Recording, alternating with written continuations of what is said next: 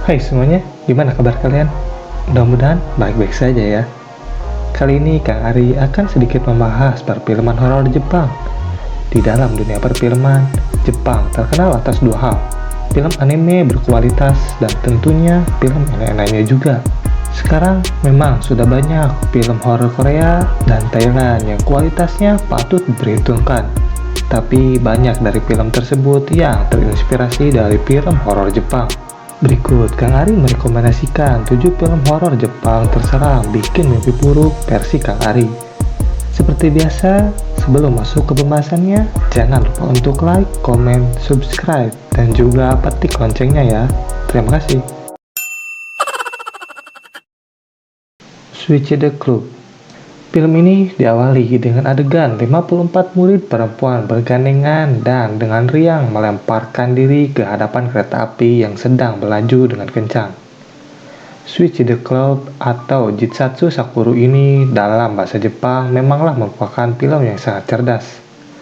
Shion Sono selaku sutradara tahu betul bagaimana cara membuat film ini menjadi aneh, absurd, gila, tetapi tetap membekas di hati para penontonnya. Tapi dengan satu syarat, harus putar otak. Ya, jalan cerita yang disajikan Sono ini memang membuat para penontonnya bingung.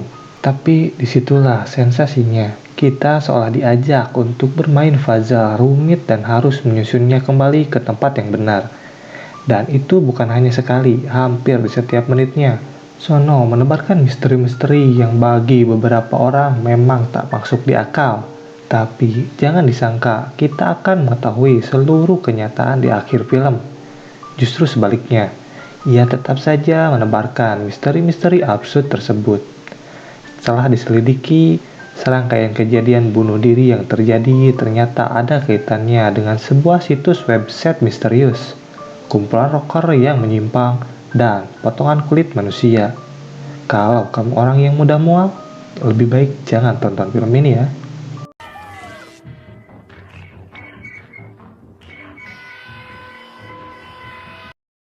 Take 2015.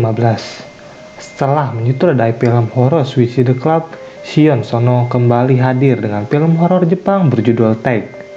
Film ini juga menuai sukses baik di Jepang maupun di mancanegara. Film ini dimulai dari cerita seorang gadis sekolahan bernama Mitsuko yang menjadi satu-satunya penyintas dari kejadian naas yang begitu janggal. Kejadian tersebut disebabkan oleh hembusan angin yang kemudian dengan anehnya memutilasi kepala semua penumpang di bus sekolah tersebut. Mitsuko sendiri selamat karena sedang menunduk untuk mengambil pulpen yang jatuh. Setelah kejadian itu, Mitsuko mengalami serangkaian kejadian aneh dan mematikan lainnya. Sepanjang film, kamu akan dibuat tegang dan ketakutan karena kejadian yang dialami Mitsuko sangat janggal dan seakan berasal dari dimensi lain.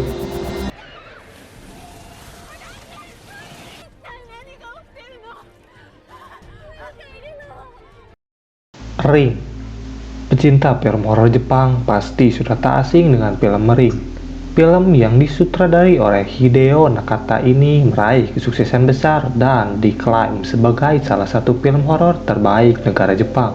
Saking digemarinya, film ini punya banyak versi remake, bahkan menginspirasi pembuatan film horor lainnya. Film Ring bercerita tentang kutukan dari sebuah video yang menampilkan Sadako, urban legend Jepang yang diceritakan mati secara tragis itu. Kutukan tersebut menyatakan siapapun yang bertemu dengan Sadako dari layar TV akan mati dengan mengenaskan 7 hari kemudian. Selain karena penampilan hantunya yang sangat menyeramkan, penyampaian cerita dan plot twist dalam film ini juga menambahkan rasa tegang yang akan kamu rasakan sepanjang film.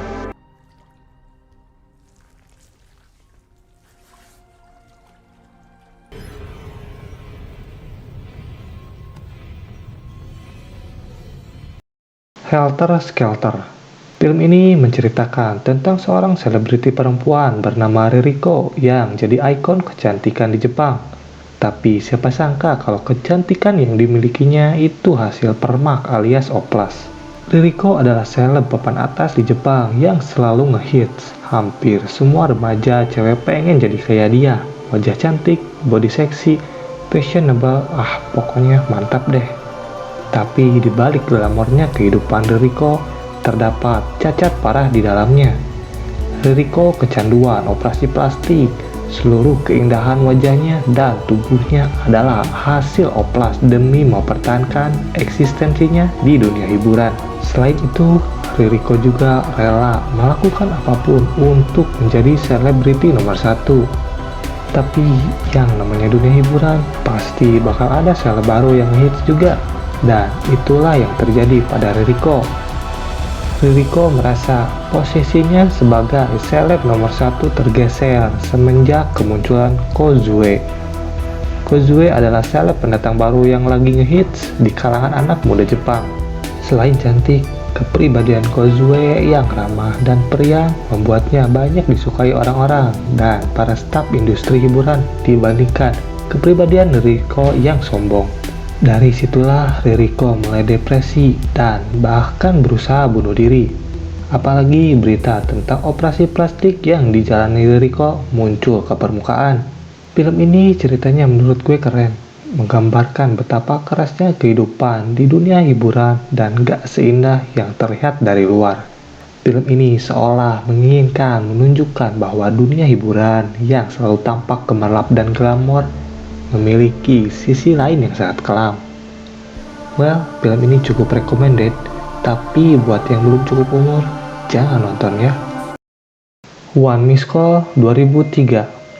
Film ini berkisah tentang Yumi Nakamura, seorang mahasiswi psikologi muda yang mempunyai teman bernama Yoko Okazaki. Yoko mendapat pesan suara yang aneh di ponselnya. Pesannya bertanggal 2 hari ke depan, dan Yoko bisa mendengar dirinya menjerit di dalamnya.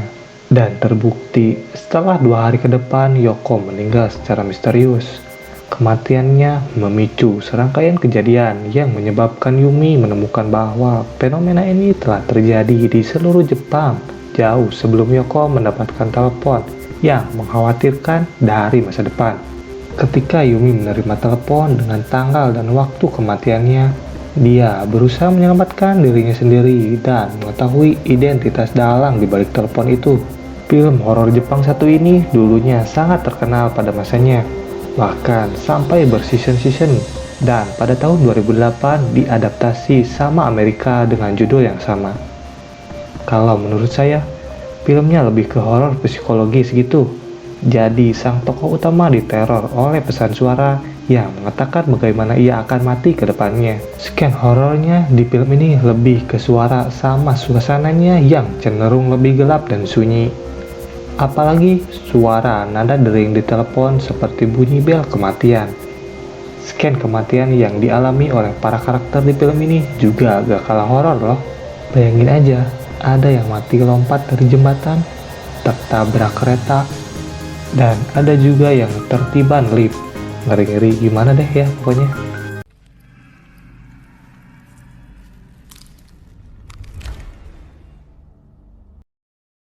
Darkwater 2002. Darkwater merupakan film horor asal Jepang yang dirilis pada tahun 2002 dan cukup menyeramkan.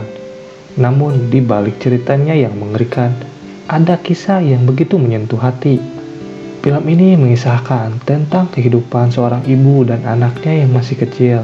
Dalam ceritanya, Yoshimi sedang berjuang untuk mendapatkan hak asuh anaknya, Ikuko. Ia pun memasukkan anaknya ke salah satu taman kanak-kanak bergengsi di Jepang.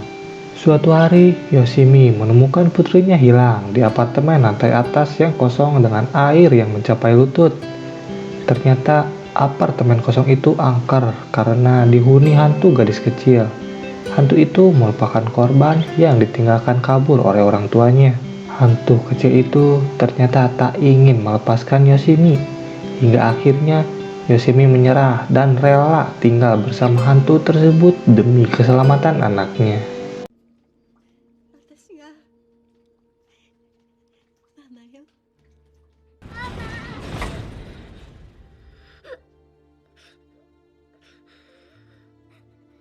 Marebito 2004. Film horor Jepang tahun 2004 ini juga memiliki kisah yang menyeramkan tapi disajikan begitu unik.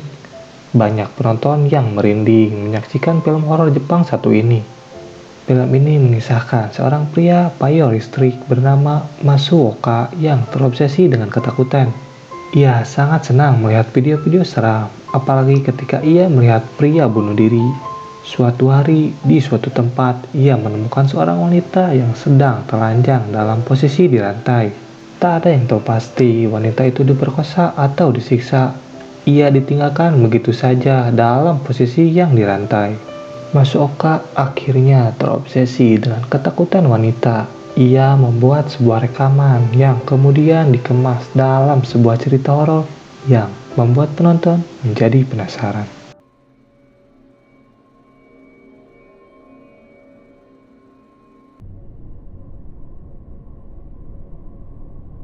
Nah, gimana guys? Film mana nih yang membuat kalian mimpi buruk? Jangan lupa ditulis di kolom komentar ya. 君の虜にな